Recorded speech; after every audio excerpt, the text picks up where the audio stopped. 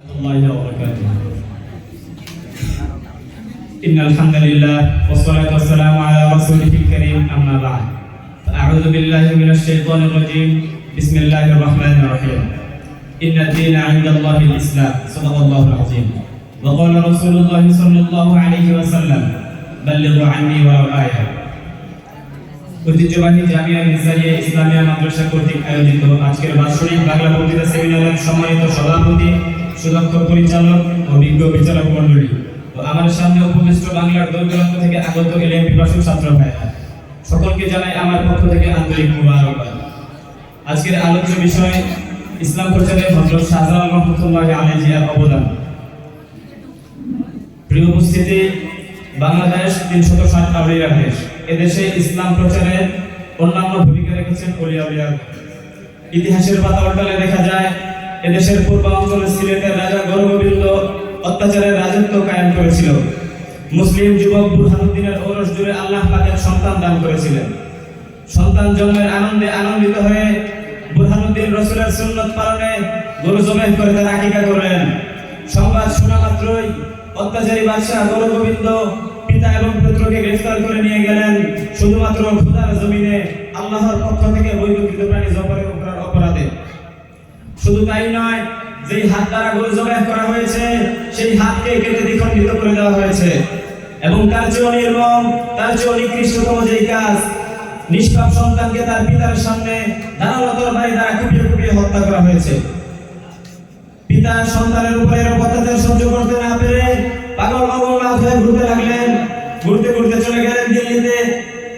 তখনকার দিল্লির বাদশা ছিলেন আলাউদ্দিন শাহ নামে এক ন্যায়পরায়ণ বাদশা। বুরহানুদ্দিন গিয়ে তাকে বলতে লাগলো, হে বাদশা, তুমি তোমার ক্ষমতার মসনদে আরামে বসে আছো, অথচ তোমার পাশে ওই বঙ্গে আলাউদ্দিন শাহ পার্শ্ববর্তী দেশ গৌরগোবিন্দ আমার নিষ্পাপ সন্তানকে হত্যা করে জুলুমের রাজত্ব কায়েম করেছে। কাল কিয়ামতের ময়দানে খোদার কাছে তুমি কি জবাব দেবে? আলাউদ্দিন বুরহানুদ্দিনকে বুকে জড়িয়ে বলে, ভাই, তুই খোদার দরবারে আমার বিরুদ্ধে নালিশ দায়ের করিস না, প্রয়োজনে আমি দিল্লি থেকে তোর বঙ্গে সেনাবাহিনী প্রেরণ করব। যে বাবা সেই কাজ।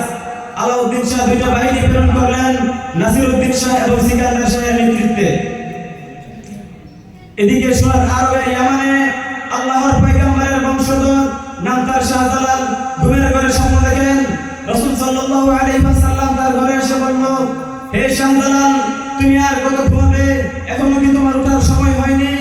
ওই বঙ্গে আমার উম্মতের আজ নির্যাতিত, ওই বঙ্গে আমার ইসলামের দাওয়াত আজ ভুলুণ্ঠিত। তুমি ঘুমের চাদর সরে উঠে দাঁড়াও, তুমি বঙ্গের দিকে ফিরে যাও। বাল্লিগু আন্নী ওয়ালাউ আয়া, আমার বাড়িগুলো তুমি তাদের কাছে পৌঁছে দাও। শাহজালাল ঘুমের চাদর সরে উঠে দাঁড়ালেন, হিন্দুস্তানের দিকে রওনা হলেন। রাস্তায় ৩৬০ জন বাহিনীর সাথে সাক্ষাৎ মিলল। ৩৬০ জন সাথী নিয়ে শাহজালাল রহমাতুল্লাহি আলাইহি রওনা হলেন বাংলার দিকে। পানিপথে সাক্ষাৎ হলো নাসিরউদ্দিন শাহ এবং সিকান্দার শাহের সাথে। নাসিরউদ্দিন শাহ বলল, হযরত, আমরা একই উদ্দেশ্যে বের হয়েছি। অতঃপর তখনকার রাজধানী ঢাকার সোনারগাঁয়ে তিন বাহিনী একজোট হয়ে শাহজালালের হাতে নেতৃত্বের ঝান্ডা তুলে দিয়ে শাহজালালের নেতৃত্বে সিলেটের দিকে মার্চ শুরু করলেন। অত্যাচারী বাদশাহ গৌরগোবিন্দ আগে থেকেই প্রস্তুত ছিল। এই বাহিনী যেন সুরমা নদীর ওই পারে আসতে না পারে। সুরমা নদীর সকল ডিঙ্গিগুলো তুলে ফেললো, সুরমা নদীর সকল খেয়াগুলো শেষ হয়ে দিল, কিন্তু কোনো লাভ হলো না। ইতিহাসের পাতা উল্টালে দেখা যায় সুরমা নদীর উন্মুক্ত তরঙ্গে সুরমা নদীর ঢেউয়ের গতিশীল শাহজালালের যাত্রাকে স্তব্ধ করতে পারে না। শাহজালাল রাতের আধার ভেদ করে সুরমা নদীর উন্মুক্ত তরঙ্গ ঢেউয়ের গতি ভেদ করে পানির উপর দেয় নামাজ বিছিয়ে তার বাহিনী নিয়ে সুরমা নদী পার হয়ে গৌরগোবিন্দের সীমান্তের মধ্যে পৌঁছে গেলেন। শাহজালালের আল্লাহু আকবার ধ্বনিতে গোটা আকাশ পাতাল থরথর করে কাঁপতে শুরু করলো। জুলুমের সিংহাসন তছনছ হয়ে গেল। গৌরগোবিন্দ পালাতে বাধ্য হলো, কিন্তু নিস্তার পেল না। শাহজালালের এই অবদানে বাংলাদেশে ইসলাম প্রচারের ধারাবাহিকতা শুরু হয়েছে। কিন্তু আজ কিছু লোক দেখা যায় যারা শাহজালাল বলতে বলতে মুখে ফেনা তুলে খাজা বাবার ডেকে শাহজালালের নামে খিচুড়ি পাকায়, সিন্নি আর ফিন্নি করে মিলাদ দিয়ে সিন্নি আর ফিন্নি খায়। আমি তাদেরকে বলতে চাই, শাহজালাল মুজাররদ ইয়ামানি এই বাংলায় রাজনৈতিক হাতিয়ার হয়ে আসে নাই। শাহজালাল মুজাররদ ইয়ামানি এই বাংলায় কোনো ব্যবসার পণ্য হয়ে আসেন নাই। শাহজালাল মুজাররদ ইয়ামানি এই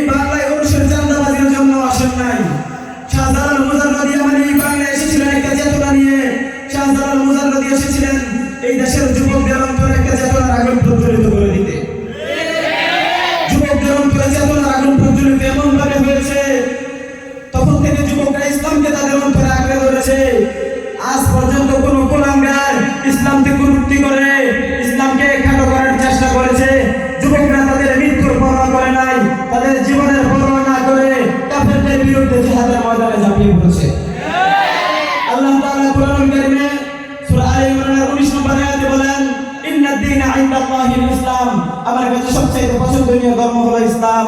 সুতরাং আমি তাদেরকে বলতে চাই, যেই ধর্মকে আল্লাহ পছন্দ করেছেন, যেই ধর্মকে আল্লাহ মনোনীত করেছেন, ওই ধর্মের বিন্দু মাত্র ক্ষতি করার সামর্থ্য কারো বাপের বেটার নাই। ইসলাম হলো প্রকৃত ধর্ম, ইসলাম হলো আল্লাহর মনোনীত ধর্ম। Islam is the best religion, Islam is the chosen religion of Allah. পরিশেষে কবির কণ্ঠে বলতে চাই, ইসলাম নিয়ে ছিনিমিনি খেলে এমন শক্তি কারো নেই, ইসলাম নিয়ে ছিনিমিনি খেলে এমন শক্তি কারো নেই। আর কিছু থাক না থাকে বেশি ইসলাম থাকবে, ঠিক কিনা? বাবা শিরের মুখ